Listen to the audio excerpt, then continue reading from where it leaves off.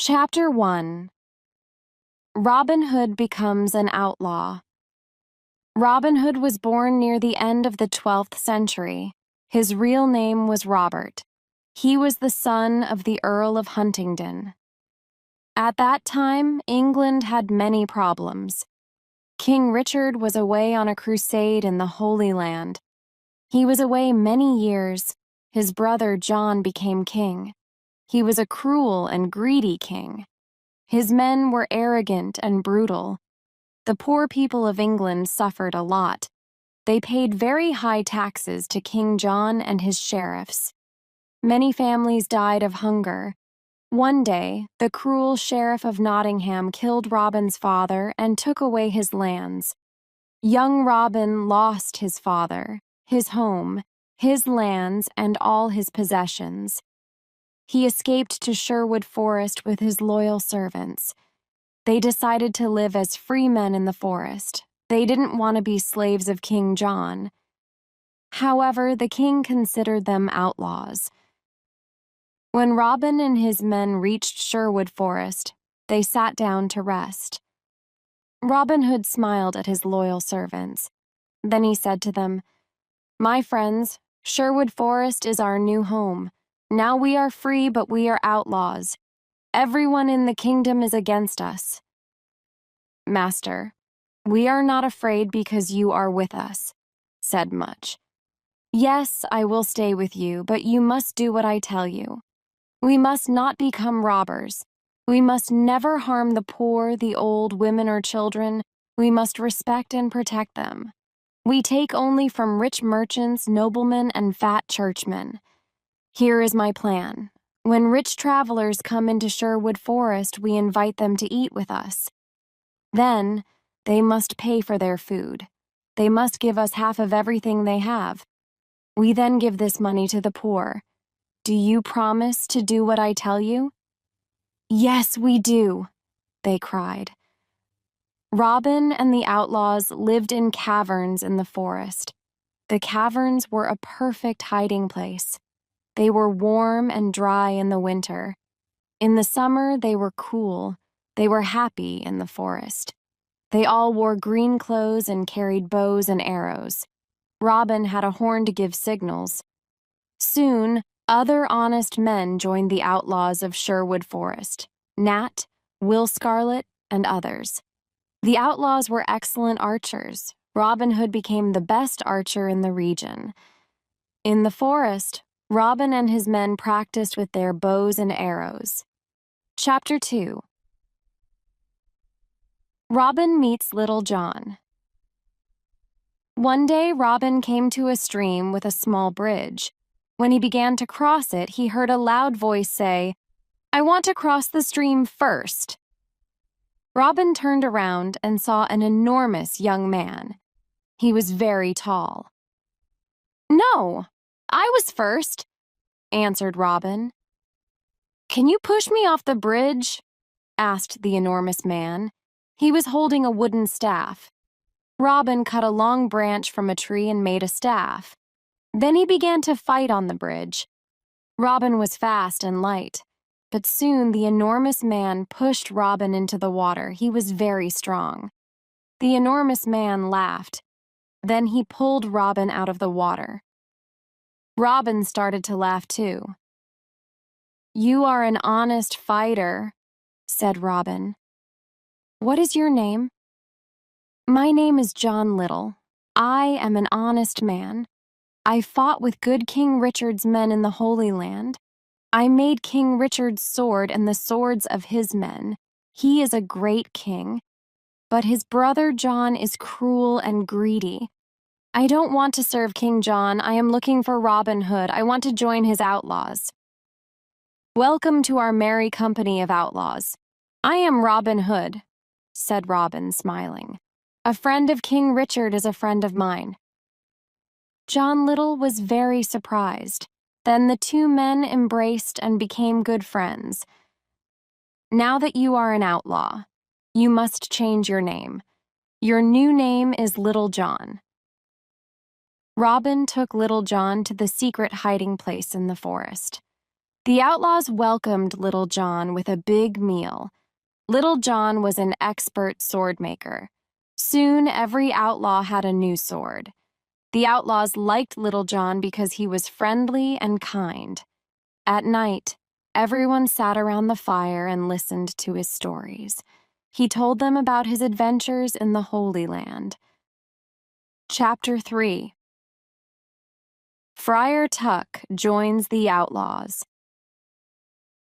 Will Scarlet told Robin that a big, fat man lived in a cavern near a river in Sherwood Forest. One day, Robin decided to meet him. He went to the river and saw a fat friar who was fishing. "Good morning, young man," said the friar. "Good day," answered Robin Hood. "You are fishing in an outlaw river. The fish you catch are mine. You can fish here today, but only if you carry me across the river." The friar did not like what Robin said, so he looked at him and said, "I can carry you across the river. You are very thin. Can you carry me across the river?" Robin was surprised to hear this. "Of course I can carry you. I am thin, but I am very strong." Robin lifted the enormous friar with great difficulty. Then he carried him across the river. "You are very heavy, friar, but I can carry you," said Robin. At the other side of the river, Robin said, "Now you must carry me back." The friar started to carry Robin Hood across the river. But when they arrived at the middle of the river, the friar stopped. He sniffed Robin and said, "Goodness, you smell like an old rat. You need a good cold bath." And so the friar threw Robin into the cold water. He laughed loudly and then pulled Robin to the riverbank. Robin was angry at first. Then he smiled and said, "You were right. I needed a bath. I feel better now. My good friar, you are free to fish in this river when you want." "Let us shake hands before I go away," said the friar. "Oh, don't go away," said Robin. "My name is Robin Hood." "What? You are Robin Hood?" asked the friar. He was very surprised. "Yes, come and live with me and my outlaws. We are all good, honest men. We take from the rich and give to the poor. We want a friar because we need the word of God." "What is your name?" "I am Friar Michael Tuck, of Fountains Abbey. I had a quarrel with my abbot. He was very greedy and rich. He never helped the poor. He forgot God's teachings. When I told him this, he wanted to punish me. I escaped to the forest. Now I live a simple life. If you want to live a simple life and help the poor, then come to Sherwood Forest," said Robin. The two men shook hands and promised to be friends for life. Chapter 4. Wanted, Dead or Alive. Some years passed, and there were more than 200 outlaws living in Sherwood Forest. Robin Hood was the hero of the poor. He continued robbing the rich to give to the poor. Robin Hood called this the Sherwood tax. All the rich travelers who passed through Sherwood Forest paid the Sherwood tax. The sheriff of Nottingham sent an army of soldiers to Sherwood Forest to capture Robin Hood. But Robin and his outlaws were in the trees. They killed all the soldiers except one Robin, and his men were the best archers of the region. They knew the forest perfectly. They were never afraid of fighting the soldiers of the wicked Sheriff of Nottingham. It was impossible to stop Robin Hood. The sheriff was furious because the people laughed at him. He was never able to capture Robin Hood. King John was furious too. His subjects loved King Richard and hated him. One day, King John stood on the castle walls. He spoke to all his people. He said, "We must capture Robin Hood and his outlaws. They are our enemy. I can pay 100 pieces of gold for Robin Hood. dead or alive. Bring me that outlaw." From that day on, Robin's life was in great danger. Chapter 5. Robin Meets Maid Marian. When Robin Hood was a boy, his best friends were Marian Fitzwater and her brother, Mark. Robin played with them and taught them to use the bow and arrow. He also taught them to fight with the sword. Robin loved only Maid Marian, and she loved only him. One spring day, Marian's father, Lord Robert Fitzwater of Maliset, said to her, "Marian, you are a beautiful maid. Soon you must marry. There is a very rich nobleman who wants to marry you." "What is his name?" Marian asked. "His name is Sir Guy of Gisborne, a good friend of the Sheriff of Nottingham." When Marian heard this, she was very unhappy. This was terrible. She did not want to marry Sir Guy of Gisborne. She loved Robin Hood and wanted to marry him. She decided to run away to join Robin Hood. She disguised herself as a knight. Then she took her horse and went to Sherwood Forest. Robin Hood was in the forest. He was coming from Nottingham and was disguised as a beggar. They met in the forest. It was evening and it was almost dark. When Robin saw the knight, he asked, "What are you doing in the forest?" "What are you doing here, beggar man?" answered the knight. They did not recognize each other. "This is outlaw country. Go back.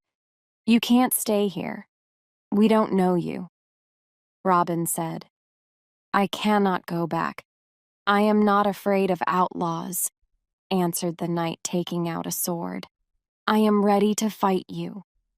And so the fight began. Both were experts with the sword, but Robin fell to the ground. The knight said, "Now, take me to your leader. Take me to Robin Hood." She took off her helmet, and Robin was very surprised. It was his dear Marian. Robin took off his beggar clothes. Marian recognized Robin. She, too, was very surprised. Then they kissed. There was great happiness in Sherwood Forest that evening. Marian and Robin were finally together. Friar Tuck married them after a few days. There was a big wedding celebration in the forest. Maid Marian was now part of Sherwood Forest. She was gentle and kind to all. Everyone loved her. Chapter 6. The Sheriff's Ride. Robin Hood's fame was everywhere. The people called him Saint Robin, and Robin, Sheriff of Sherwood Forest. A lot of new outlaws joined Robin Hood. They were loyal to him and followed him everywhere. The sheriff's men did not want to go to Sherwood Forest to capture Robin Hood. They were afraid. The Sheriff of Nottingham was very angry. He wanted to capture Robin, dead or alive. "What is wrong with my men? They're afraid of Robin Hood. They are all stupid cowards. I don't need anyone. I am going to Sherwood Forest alone. I'm not afraid of a legend." The sheriff left for Sherwood Forest alone. He entered the dark forest and saw no one for a long time. Suddenly, a group of outlaws jumped down from the treetops. They made a big circle around the sheriff. Then they took out their swords. The sheriff was terrified. His face became white. One outlaw said, "Well, well, what do we have here? The Sheriff of Nottingham in person." "Oh, please don't kill me," said the cowardly sheriff. "I can give you everything I have." The outlaws laughed at the sheriff and said, "Our master is waiting for you." "Robin Hood?" asked the sheriff. "Yes, Robin Hood. You are invited to eat with us." "I'm not hungry. Let me go. I can give you money, gold, jewels, but please let me go," the sheriff said. "Start walking, you butcher," said Will Scarlet. The outlaws took the sheriff to Robin Hood. "Let's kill him," the outlaws cried. Let's kill this fat butcher now." Robin Hood looked at the sheriff with disgust. He wanted to kill him too. But Marion stopped him. "We are not butchers like this man," said Marion. "We are honest people." "Sit down and eat with us, Sheriff," said Robin. "After the meal, I have a surprise for you." The sheriff was not hungry. At the end of the meal, Robin said, "Now give us everything you have, money, gold, jewels. Then take off all your clothes, get on your horse, and return to Nottingham naked." Robin, Marion, and the outlaws laughed wildly. The sheriff got on his horse and returned to Nottingham. He was very cold and very angry. "I must capture that Robin Hood and destroy him," shouted the sheriff. When he reached Nottingham, the people saw him naked. Everyone looked at him. They pointed at him and laughed loudly. "Long live Robin Hood, the sheriff of Sherwood Forest," they cried. Chapter 7. The Silver Arrow. After his adventure in Sherwood Forest, the sheriff of Nottingham said to his men, "I must capture Robin Hood and destroy him. How can we capture him?" The sheriff thought for some time. Then he said, "I know how we can capture him. Let's have an archery competition here in Nottingham. The best archers of the region always come to the competition. The prize for the best archer is the famous silver arrow." One of his men asked, "But will Robin come to the competition?" "Of course, Robin loves challenges," said the sheriff. "He will come disguised, and we must discover him." The sheriff's messengers went everywhere and told everyone about the competition. One day, Friar Tuck heard the news. He immediately told Robin and the outlaws. Robin said, "I'm the best archer in the region. I can easily win the silver arrow." "Oh, Robin, don't go," said Marion. "It's a trap. The sheriff wants to kill you." "Yes, Robin," said Friar Tuck. "It's a trap. It's dangerous for you to go." "I must go. I never refuse a challenge. I will disguise myself as a poor peasant. No one will recognize me." "Can we come to protect you?" asked Robin's men. "Yes, you can come disguised as peasants too. You can stay in the crowd, but be ready to fight if necessary." One morning in May, Robin and his outlaws went to the archery competition. When they arrived in Nottingham, the castle square was full of people.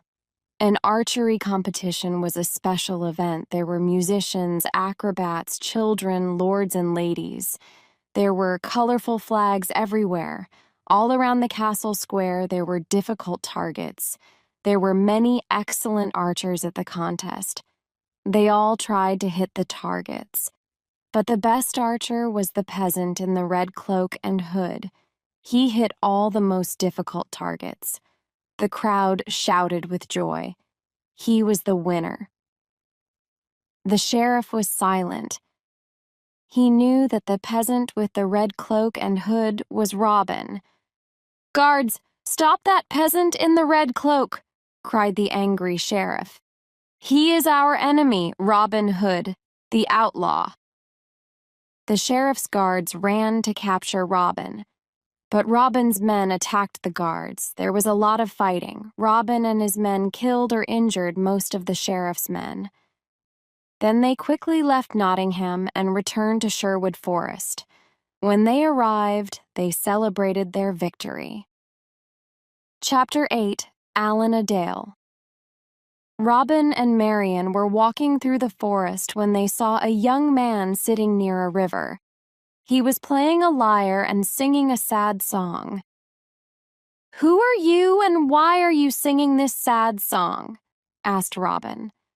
"My name is Allan of Barnesdale, but people call me Allan a Dale." I am very unhappy because I love a girl called Alice. She loves me too. But her father wants her to marry a rich old baron. The marriage is tomorrow at Papelwick Church." The young man was so unhappy that he started to cry. Robin and Marian looked at each other. Marian remembered her similar situation some time ago. Then Robin said, "I want to help you, Alan-a-Dale. I have a plan. Come with me." Early the next morning, Robin sent his best archers to Papelwick. They hid inside the church and all around it. Robin, Friar Tuck, and Alan-a-Dale disguised themselves as simple peasants. Then they went to Papelwick. They entered the church and sat down. At midday, the bishop and the rich old baron entered the church. Then Alice arrived with her father. She wore a white dress and she had flowers in her hair. She was beautiful, but very sad and pale. When the bishop began the marriage ceremony, Robin stood up and said, "My lord, an ugly old man cannot marry this beautiful young woman. Winter cannot marry spring." "What?" cried the bishop. "Sit down and be silent. There is no love between that old man and this young woman. You must not marry them." The bishop was furious. He cried, "Guards, arrest this peasant immediately." At that moment, Robin's men stood up and pointed their bows and arrows at the guards. The guards did not move. The bishop ran out of the church. Alan-a-Dale ran to Alice and embraced her. "My sweet Alice, I want to marry you." Alice was very happy and said, "You are the only man I want to marry." Friar Tuck married the happy couple at Papelwick Church. Then everyone returned to Sherwood Forest to enjoy the wedding banquet. Alan-a-Dale and Alice lived in Sherwood Forest with Robin, Marian, and the outlaws. Chapter 9. A Stanger in the Forest. One evening Robin was hunting in the forest. He saw a knight riding an old tired horse. The knight wore the red cross of the Crusader. "Good evening, young man," said the knight. "What is the name of this forest?" "This is Sherwood Forest, sir," answered Robin. "I have come from the Holy Land. I was there for many years. I fought many wars against the Turks. Now I am very tired and hungry," said the knight. Robin said, "Brave knight, come and eat with me and my men. You can stay with us tonight." "Thank you for your offer. I am happy to accept it." The two men rode through the forest together. Robin told the stranger about greedy King John and his wicked sheriff. He told him how the poor people suffered. He explained why he became an outlaw. The stranger listened carefully. There was a good meal of roast pork that evening. The stranger liked the merry company of Robin, Marian, and the outlaws. He talked about his adventures in the Holy Land. At the end of the meal, Robin stood up and said, "Let us drink to good King Richard, and to his return." Everyone cheered and drank to good King Richard and to his return. Then the stranger stood up, took off his head covering, and said, "My friends, I must tell you the truth. I am not a knight. I am your King Richard, also called the Lionheart." There was silence for a moment. The surprise was so great. Then everyone at the table cheered and cried, "Welcome home, King Richard." Everyone knelt down. Robin said, "We thank God for King Richard's return." "I am a lucky king. I have loyal people," said King Richard with tears in his eyes. "I know that my brother John and his men are dishonest and greedy. Now I am here to punish the bad and bring justice to all." King Richard looked at everyone and said, "You are not outlaws anymore. You are now free men and all friends of mine. Robin, the lands of Locksley are yours again. You can all leave Sherwood Forest and live as free men." There was great excitement in the air. That night, King Richard slept in Sherwood Forest. The following morning, he rode to Nottingham with Robin, Marian, and his friends of Sherwood Forest. When the sheriff saw them, he ran away and never returned. After the king's return, Robin, Marian, and Little John went to Locksley. They lived a long and happy life. Some of the outlaws returned to their old homes and villages. Some went looking for adventure. Others became soldiers in the king's army. In everyone's heart, there was a beautiful memory of the years spent in Sherwood Forest. The end.